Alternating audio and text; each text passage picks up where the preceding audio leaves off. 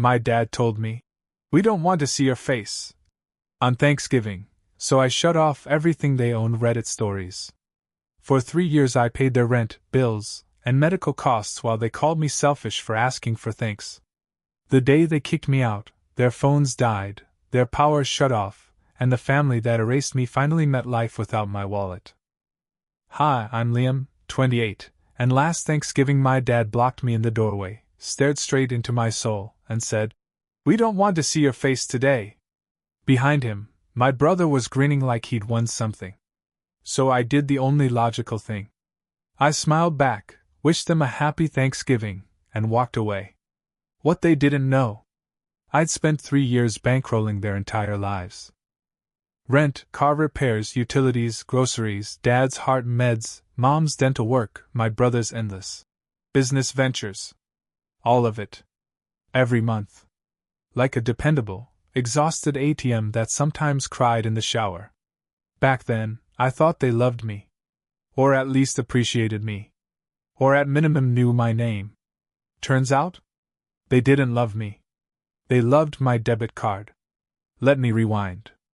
I wasn't supposed to be the family provider. I was supposed to be the kid who likes computers. I designed systems for a mid-tier tech company in Seattle. Good job. Stable. I can afford rent and a car without a prayer circle. That's all. Somehow my family interpreted that as Liam is now the financial spine of this household. Also the emotional sponge. Also the guy who pays for every Amazon Prime renewal. It started small, 100 here, 50 there. Then year 2? Suddenly I was covering entire months of rent because your dad got laid off again. Or your brother's startup needs seed money.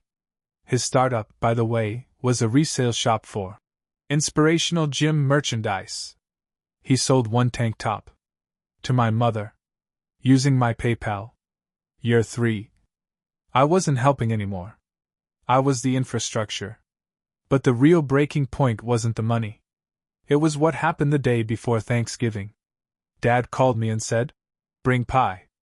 Not please. Not can you. Just bring pie.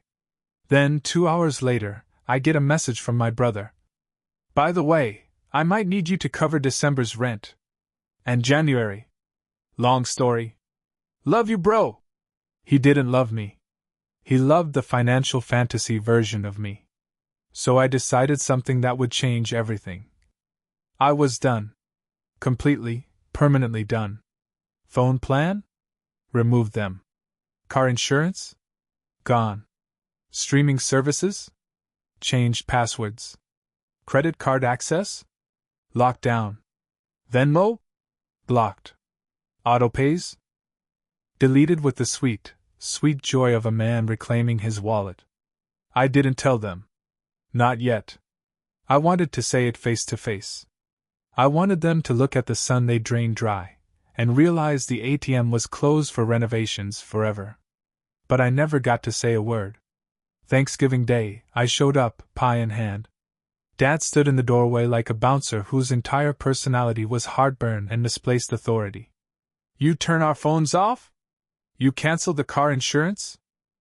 You think you can disrespect us like that?" Then the line that would become family legend. "We don't want to see your face today." Behind him, my brother whispered, "Bye, Liam," trying not to laugh. So I left. And that night? Oh, that night! Their phones started dying. Their streaming accounts logged them out. The car insurance denial emails hit Dad's inbox. The electric bill bounced.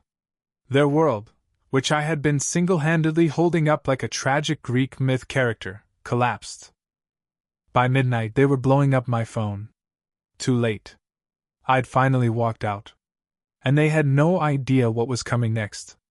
The first call came at 12:14 a.m. Unknown number. Because, of course, I'd already blocked everyone. I let it ring. Then another. Then 3 more in rapid fire, like someone was hammering the call button with the emotional stability of a toddler denied an iPad. I answered on the 5th, just to see who was losing their mind at midnight. It was Dad. Not angry. Not yelling. No, no, that would have been predictable. He sounded terrified. Liam, something's wrong with the power. What do you mean? I asked calmly, eating cold leftover stir-fry like this was a customer service call. It shut off. Completely. The house is dark. Did you pay the bill? Silence. What do you mean, did we pay the bill? He snapped. You always. He stopped himself right there. You always pay it. Not said, but loud. What happened to we don't want to see your face? I asked. Don't start. Just fix it. I don't live there, I said. Call the power company. We can't, he yelled. They won't talk to us because it's under your account. Exactly. Mom grabbed the phone next. I knew it was her because the first thing she did was cry. Liam, sweetie, why is everything shutting off? The internet's down. The phones aren't working. Your brother's data plan isn't connecting. The insurance app says the policy doesn't exist. I took a slow sip of my drink like the villain in a drama. Because I removed you from everything, I said. 3 days ago. There was a sound on the other end like someone dropped a casserole dish. Mom, why would you do that? Oh, I don't know, I said. Maybe because you blocked me on Thanksgiving and told me not to show my face. That's not fair, she cried. Your father didn't mean. Dad shouted in the background. I meant it. Beautiful. Chef's kiss. Then my brother grabbed the phone. I could hear him smirking without even seeing him. Bro, this is so dramatic. Just turn the stuff back on. I have plans tomorrow. I swear to you. He was annoyed that his plans were impacted. Colin, I said slowly, you haven't paid a bill since Obama was in office. Okay, but. No, I cut him off. My money is not your lifestyle. That's when the meltdown truly began. Dad yelling. Mom sobbing. My brother calling me insanely selfish for a guy who doesn't even have kids. I still don't know what that meant. Then, the line went quiet. For 3 seconds. Before Dad came back. You fixed this before morning? Or don't bother coming back. I wasn't planning to, I said. But thanks for the reminder. I hung up. Blocked the unknown number. Then sat there in my quiet apartment, watching their names disappear from every login, every bill, every financial tether. I expected to feel guilty. Sad. Shaken. I felt none of that. Just peace. Warm, gentle, overdue peace. But their meltdown? That was only phase 1. Phase 2 hit the next morning. And it was pure chaos. I woke up the next morning to 42 missed calls, 19 voicemails, and a long text from my aunt that began with, Liam, honey, families go through things, and ended with, but your mother fainted, so call her back. I didn't. Instead, I made coffee, sat on my couch, and watched the disaster unfold in real time. At 8:17 a.m., my brother posted on Facebook, Can't believe my own family is being sabotaged by someone we trusted. Some people change when they get money. I nearly choked on my coffee. Money? Buddy, the only reason you weren't streaming Fortnite from a Starbucks parking lot was because of my debit card. Then came the phone call that set the whole thing on fire. The landlord. Hi, this is Mark from Willow Creek Properties. Your parents listed you as financial guarantor for the last 2 years. Their rent payment bounced. Again. I removed myself from their account. Well, he said, they assumed you would cover the shortfall. They're 3 months behind. 3 months. Behind. While my brother was out buying protein powder and gym outfits to take selfies in. I let that sink in. Not my responsibility anymore, I said. Well, they're being evicted, Mark replied. They're blaming you. Of course they were. But then he said the part that made my spine go cold. And your father told me, and I quote, he owes us for everything. We raised him. We deserve support. Deserve. Support. As if I were an employee who quit early. As if raising me wasn't the bare minimum of parenthood. That was the moment. The exact moment. I realized they thought my money wasn't help. It was reparations for daring to live independently. But the true explosion? Oh, that arrived at 11:03 a.m. when I got a fraud alert from my bank. Suspicious withdrawal attempt, $600. At an ATM near my parents' house. I froze. Checked the app. Then my stomach dropped. 3 attempts the night before. 2 more that morning. All declined. But it wasn't random. Someone had my card number. And my PIN. Someone who'd had access to my wallet. Someone who had borrowed my car. Someone who thought, Liam makes good money. Justified anything. And 3 guesses who showed up on security footage later. My brother. Smiling. Trying to drain my account the day after I cut him off. That was it. The moment everything snapped. I called the bank. Filed a claim. Then drove straight to the police station and made a report. The detective who took my statement looked at the ATM footage and said, "This is open and shut." My brother wasn't just entitled. He wasn't just manipulative. He was a criminal. And he just made it easy. By 3 p.m., police were at my parents' door. They didn't arrest him. Yet. But they questioned him. And the meltdown that caused? I didn't witness it. But my neighbor did. Because at 5:46 p.m., someone started banging on my apartment door, hard enough to rattle the frame. Dad. Red-faced. Breathing like a bull. Practically vibrating with rage. "You called the cops on your own family?" He screamed so loudly the neighbor upstairs peeked out. "You betrayed us!" I stared at him calmly. "You stole from me." "That was a misunderstanding." "You tried 5 times. Pause. He hadn't expected me to know. Then he hissed something I will never forget. "We should have never helped you. You owe us everything." And I said, "No. I paid everything. For 3 years. And now I'm done." He stepped forward like he was about to shove his way in. But my neighbor, who is built like a retired Viking, stepped into the hall and said, "Sir." He said no. Dad backed off. "Barely. This isn't over," he growled. "No," I said. "It really is." He left. Voicemails started again immediately. Threats. Pleas. Rants. Claims I destroyed the family. But I wasn't shaken. I wasn't scared. For the first time in years, I was completely, absolutely done. And they knew it. What they didn't know. The legal consequences were about to get worse. Much worse. The next morning started with the kind of silence that only means one thing in my family. They were plotting. My parents aren't smart enough to fix a printer, but give them a perceived injustice, and suddenly they become CIA operatives fueled by caffeine and generational bitterness. At 10:12 a.m., the first sign appeared. A long, dramatic Facebook post from Mom. "Please pray for our family. Betrayal hurts the most when it comes from your own blood." Attached was a stock photo of a sunset. A sunset. My cousin Lisa commented, "Stay strong, Auntie." My brother commented, "Some people forget who raised them." Raised me? They barely raised their voices unless it was about money. I ignored it. Then came the text from my aunt. "Liam, your parents are devastated.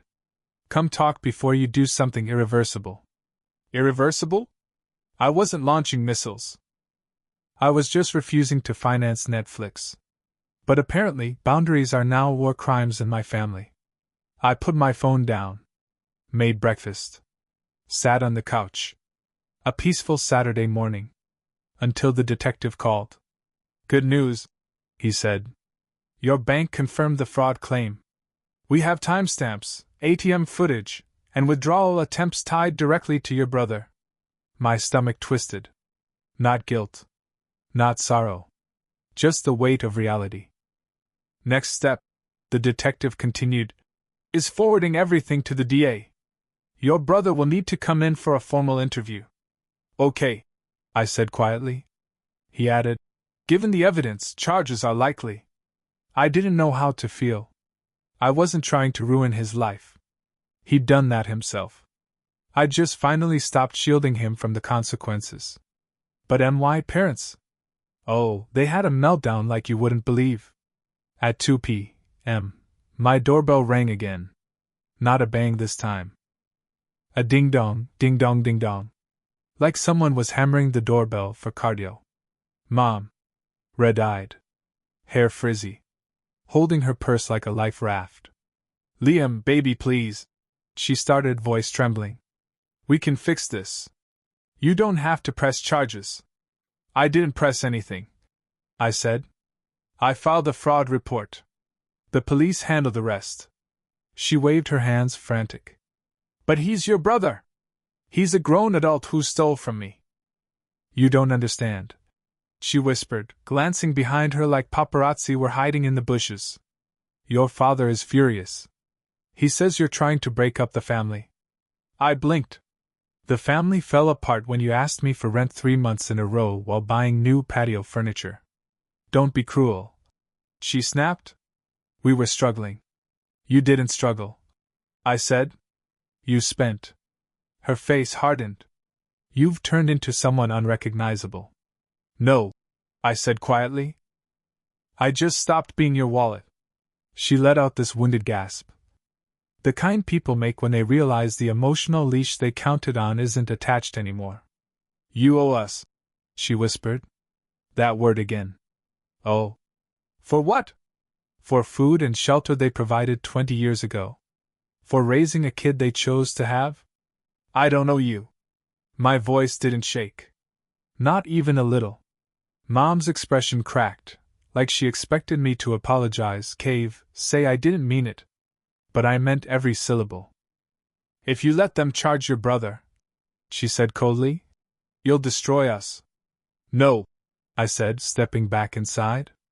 I'm finally letting you deal with the damage you created. She stared at me like she didn't recognize me. Then she said the ugliest thing she has ever said.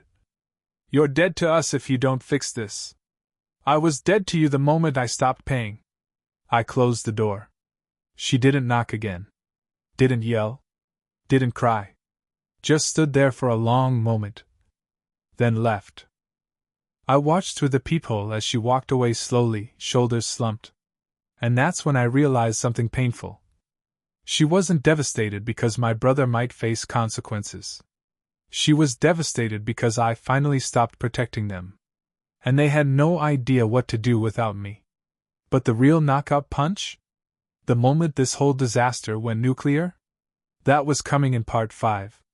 And trust me, you don't want to miss that one. 2 days later, everything blew apart. Not in a dramatic, screaming in the street way. No. It was much better than that. It happened in a quiet government building with fluorescent lights, old carpet, and a vending machine that stole my dollar. The probation office. Yep. See, what I didn't know, what nobody knew, was that my brother was already skating on thin ice. Turns out, a year earlier, he'd gotten a misdemeanor for, accidentally, walking out of a Walmart with $300 of electronics he forgot to pay for. He'd been on informal probation ever since. Which meant when he got flagged for financial fraud against me. Yeah. That triggered everything. Here's how I found out. At 10:09 a.m., my phone buzzed. Unknown number. I answered. Is this Liam? Yes. This is Officer Ramirez from the County Probation Department. We need to confirm your statement regarding the ATM withdrawals. My stomach dropped. I confirmed everything. Bank statements, attempts, timestamps. Officer Ramirez sighed. Your brother was instructed to come in today. He blew his appointment. That's a violation. Oh, I said. What happens now? A beat of silence. We've issued a warrant. A warrant. For my brother. Because he committed theft, then dodged his probation meeting to avoid accountability. I didn't cheer. But I also didn't not cheer. At 1:30 p.m., Sam texted me. Dude. Check Facebook. Right now. I opened the app. And there it was. A video. Posted by some neighbor on my parents' street. And in that video? Police cars. Lights flashing. 2 officers walking up my parents' driveway. Someone in the background whispering. That's the Harrison boy. They're taking him.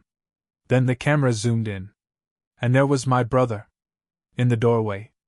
Blank stare. Hands behind his back. Being let out in cuffs. My mother was screaming.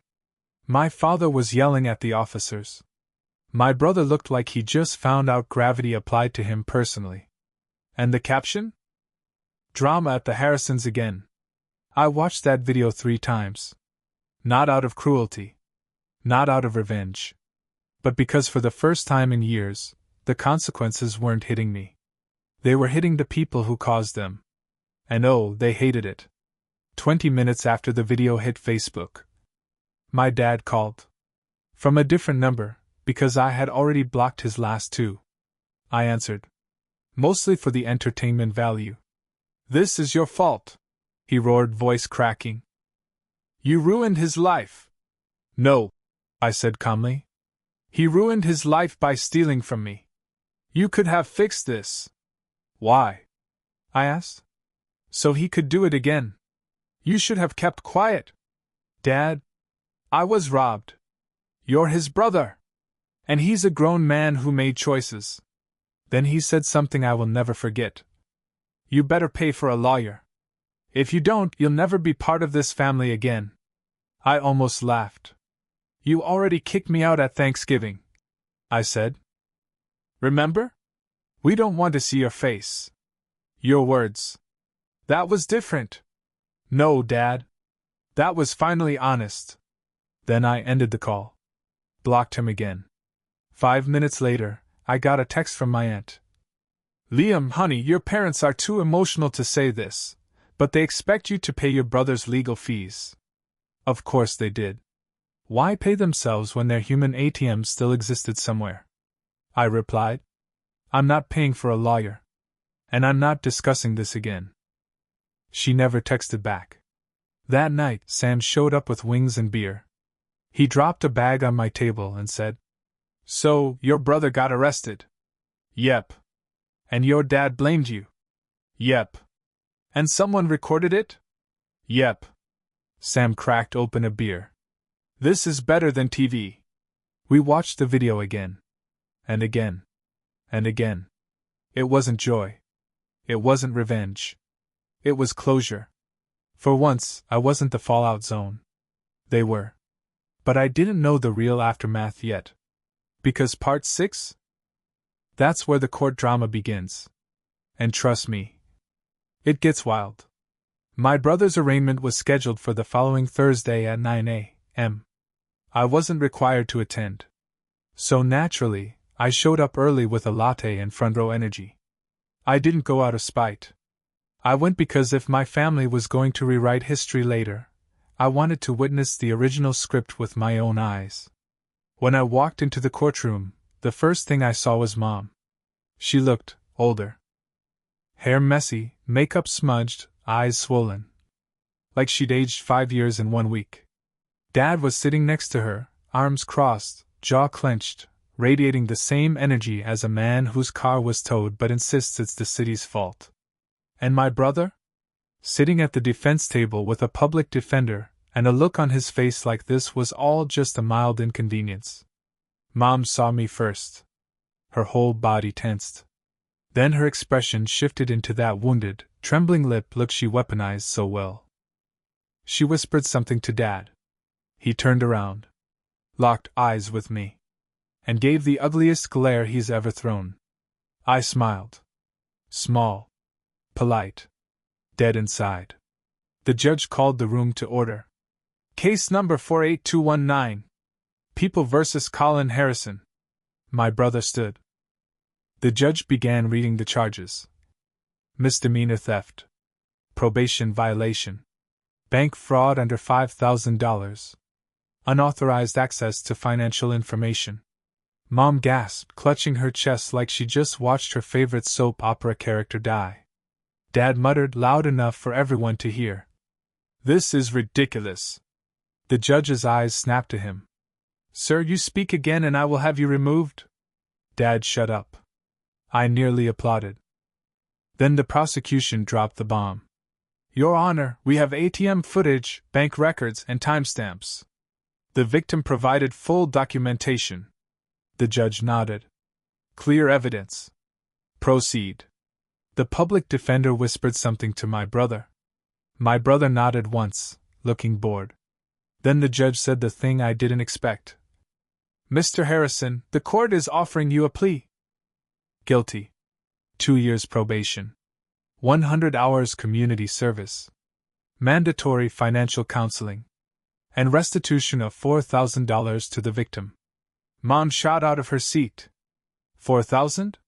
He doesn't have that money. How is he supposed to live? The judge didn't even look up. "Ma'am, sit down or I'll hold you in contempt." She sat. Dad whispered at her. "This is Liam's fault." The judge heard that too. "Let the record reflect that the defendant's family appears more angry at the victim than the actual crime." I had to press my lips together to keep from laughing. Then came the moment that sealed everything. The judge turned to my brother. "Do you understand you must repay your brother in monthly installments until the full amount is returned?" My brother glared at me. Not ashamed. Not sorry. Just angry I wasn't letting him get away with it. "I guess," he muttered. "You guess?" The judge snapped. "This is a legal requirement. The amount will be deducted automatically from your account every month." Dad leaned over and whispered something to my brother, probably. "Don't worry, Liam will cave." I smiled back at them. Not a petty smile. A peaceful one. Because for the first time ever, I wasn't paying their bills. They were paying mine. The judge finalized the plea, scheduled the follow-up, and dismissed everyone. Court adjourned. As soon as we stepped into the hallway, Mom stormed toward me with tears streaming. "How could you do this to us?" "Us?" I said. "Colin stole from me." Dad stepped forward. "You could have fixed this quietly. But no, you had to ruin Thanksgiving, embarrass us online, and now put your own brother on probation." I stared at him. Calm. Level. Done. "I didn't ruin anything," I said. "I just stopped cleaning up the mess." Mom looked like she'd been slapped. Dad's anger deflated into something small and pathetic. And my brother? He walked past me without looking. Hands in pockets. Jaw set. Still thinking he was the victim. As they left, I realized something quietly devastating. They weren't mad because of the crime. They were mad because, for the first time, the consequences didn't land on me. But this story wasn't over. Because part 7? That's where my family tried one last spectacular stunt. And I shut it down so hard they didn't even try again. 3 days after the court hearing, I got a letter in the mail. A real letter. Handwritten. Folded 3 times like it had been handled by someone pacing angrily around a living room. Return address. My parents. I rolled my eyes so hard I saw my own childhood trauma. Inside was a single sheet of notebook paper titled, "Outstanding Family Expenses, Liam's Responsibility." Oh yes. They sent me a bill. An actual invoice. Itemized. With bullet points. Here's what they claimed I owed them.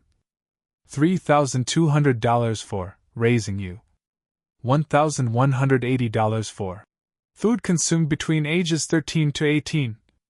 $900 for wear and tear on the carpet from your bedroom. $2,600 for your share of utilities growing up. $4,000 for emotional strain caused by court situation. $700 for Thanksgiving ruin due to your behavior. At the bottom, in Mom's handwriting. Total due, $12,580. Pay immediately. I stared at it. then slowly, beautifully, began to laugh. It was the funniest thing they'd ever done. And they weren't even trying to be funny. I called Sam and read the entire list out loud. He laughed so hard he dropped his fork. They charged you for existing? For walking on the carpet? For emotional strain? Oh, I said. And apparently I ruined Thanksgiving. Sam wheezed. Bro. You didn't ruin Thanksgiving. Your dad did that when he decided to LARP as a mall cop. I tossed the invoice on the counter. But the stupidity wasn't finished. Because later that night, Aunt Karen texted me. I heard you got the bill. It's only fair. Your parents invested 18 years into you. Invested. Into me. Like I was a crypto coin. I replied. I'm not paying it. She fired back instantly. Then the family will discuss next steps. Oh. So we were doing a mob tribunal now. I screenshotted the invoice. And instead of getting angry, I did something better. I drafted a response. A very, very detailed response. I itemized every expense I had ever paid for them over the last 3 years. Rent. Utilities. Groceries. Insurance. Streaming. Emergency money. Phone plans. Gas. Copays. Repairs. Car payments. Day trips. Random nonsense they forgot to tell me about until bills arrived. Everything. Line by line. Down to the exact dollar. Total, $43,297.62. I printed it. Signed the bottom. Balance due immediately. Monthly payment plans available. Then I mailed it back to them. Certified. Tracked. Signature required. 3 days later, I got a call from Dad's number. Blocked. Then from Mom's number. Blocked. Then from a new unknown number. I answered. Dad's voice exploded through the speaker. What is this? Some kind of joke? No, I said calmly. Just following your example. You think we're paying that? No, I said. I know you're not. And I'm not paying yours. So let's call it even. There was a stunned silence. Then Mom whispered urgently in the background. Just stop talking, he recorded everything. She was right. I was recording. When I didn't budge, Dad tried one last tactic. You'll regret this. Family always circles back. Not this time, I said. Not this family. And then I hung up. Blocked the number. Blocked the emails. Blocked the flying monkeys. Finally. Blessedly. Silence. But as peaceful as that moment was, nothing prepared me for the ending. Because part 8? The final part? That's where I walk away. For good. And they realize far too late what they lost. Hi, it's Nate again, and if you thought the Christmas ambush was the last gasp of my family's nonsense, oh buddy. I truly admire your optimism. Because the moment I blocked their numbers, their creativity evolved. Like Pokemon, but fueled by pettiness, denial, and a generational inability to apologize. It started with the church lady. I was walking out of Safeway with a rotisserie chicken and a bottle of Dr. Pepper when this sweet elderly woman stopped me like I was being served a subpoena. Are you Nathaniel? She asked. That was already a bad sign. Only my mom and hospital forms call me Nathaniel. Yes? She gave me this sad, pitying look. Your mother wants you to know she forgives you. Oh. Oh no. Church Lady Forgiveness Outreach Initiative. I laughed, out loud, in the middle of the parking lot. The poor woman blinked like I just confessed to a crime. Ma'am, I said, I didn't ask for forgiveness. She nodded sympathetically. Sometimes pride blinds us. It took everything in me not to ask whether she'd been given the full briefing, or just the version where I'm the ungrateful son who abandoned his loving family after years of financially raising them like a single parent. Anyway, I went home and immediately added church emissaries to my mental bingo card of crazy family behavior. But the real escalation happened in February. Colby showed up at my apartment. And by showed up, I mean he camped out in the hallway sitting cross-legged like a raccoon waiting for a trash can to roll over. I only opened the door because I thought it was my neighbor's DoorDash. When I saw him, I swear my soul left my body and hovered somewhere near the ceiling tiles. He looked different. Not worse, not better, just like someone who'd been hit in the face with reality, and the bruise hadn't faded yet. "Nate," he said, voice small, "I need to talk." I stepped outside and closed the door behind me. No way was he getting inside my apartment. Last time he crossed the threshold, $4,000 evaporated. "I'm not giving you money," I said immediately. "I know," he said. And he did. His shoulders dropped like he'd expected that line. Then he handed me something. A stack of envelopes rubber-banded together. Thick ones? Like the kind filled with documents. "What's this?" "My restitution payments," he said. "All the receipts. I keep track now. Like you used to." He looked genuinely proud of that. Like he'd discovered spreadsheeting as a form of atonement. I didn't take the envelopes. "Colby, why are you here?" He swallowed. Stared at the ground. "Because I figured it out. When they got cut off, when the money stopped, they treated me the same way they treated you." That hit harder than I expected. I didn't say anything, so he kept going. "They blamed me for everything. For the probation, for the cops coming, for the embarrassment. They said I ruined Thanksgiving. They said I ruined you." He rubbed the back of his neck. "And then they stopped talking to me. Completely. Dad kicked me out again. There it was. The full cycle. Predictable as gravity. People who use you eventually use each other." "Nate," he said quietly, I'm sorry. I know sorry doesn't fix anything. I know I messed everything up. I know you owe me nothing. I don't expect you to forgive me." He paused. "But I'm trying." And for the first time in my entire life, I believed him. Not enough to bring him back into my life. Not enough to erase $4,000 or the years I spent funding their chaos. But enough to recognize this wasn't manipulation. This was someone standing in the wreckage of their old life, holding a broom, asking if anyone had a manual for rebuilding themselves. I nodded. "Good. You should keep trying." He swallowed again. "So that's it? That's it? Not dramatic, not emotional, not cinematic. Just truth." He nodded. Put the envelopes back under his arm. "Okay." He left. I watched him walk down the hall, turning the corner like someone who just realized consequences aren't suggestions. It didn't feel triumphant. It didn't feel vindictive. It felt final. Later that night, Harper came over with Thai food. Sam arrived 5 minutes later because Sam always arrives when there's a hint of drama in the air. I told them what happened. Sam nearly choked on his spring roll. "Colby apologized? Apologized? With words? Human words?" Harper elbowed him. "Don't be a jerk." Sam shrugged. "I'm just saying, growth in the Harrison family is like spotting a unicorn. Or Bigfoot. Or a working Bethesda launch title."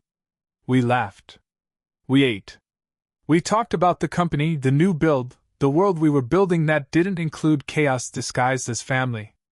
And as I sat there, in my quiet apartment with people who chose me and never asked for anything but honesty and company, I realized something. Leaving my family wasn't the end of my life. It was the beginning. Hi, it's Nate, and if you've stuck with me this far, you probably know my life has looked less like a coming-of-age arc and more like a slow-motion building collapse with me walking out of the rubble holding a laptop and a rotisserie chicken. But here's the truth. The real finale didn't happen in a dramatic courtroom, or during a tear-filled confession, or with some cinematic reconciliation where everyone hugs and vows to do better. No. It happened quietly. Sometime in early spring. I was sitting in my office, the spare bedroom in my apartment that we'd turned into the headquarters for our indie studio, surrounded by whiteboards covered in level designs, sticky notes, character sketches, and 2 empty coffee mugs that Harper kept telling me to stop collecting like trophies. Sam was at his desk across from me blasting a playlist he claimed helped him focus. It absolutely didn't. Harper was on the floor, cross-legged, laptop open, rewriting a quest line she said. Felt emotionally dishonest. Her words, not mine. We were building something. Something that was ours. Something good. My phone buzzed. Not a call. Not a number I recognized. Just a notification. Restitution payment received, $50. 00. From C. Harrison. Memo. On time. I stared at it for a moment. There was a time when that notification would have made my stomach twist. When anything tied to my family felt like a threat, a landmine, a reminder of everything I'd escaped. But this time? Nothing twisted. Nothing hurt. It was just a line item in my life. A financial echo of a chapter I'd already closed. Sam glanced over. That Colby again? Yeah. You good? Yeah, I said. And I meant it. I really am. Because here's the thing they don't tell you. When you walk away from the people who break you, you don't just lose a family. You gain room for the life you were supposed to have. A life where your money is yours. Where your peace is uninterrupted. Where your phone ringing doesn't spike your heart rate. Where you're not the default solution to everyone else's emergencies. Where love is chosen, not extracted. Where you finally get to be a person. Not a wallet with legs. And the best part? You don't need their apology to move on. You just need the courage to stop allowing the cycle to continue. I got mine on a Thanksgiving porch. The day I decided that being their villain was better than being their doormat. And yeah, they can keep telling people I abandoned them. Let them. Point is, I didn't lose anything that day. They did. I walked into a life where I'm building a studio with 2 people who show up because they want to, not because they need something. I walked into a future that makes sense. I walked into peace. And every time that $50 shows up in my account, it's not bitterness. It's confirmation. I made the right choice. Some families raise you. Some families drain you. And some families? You build yourself.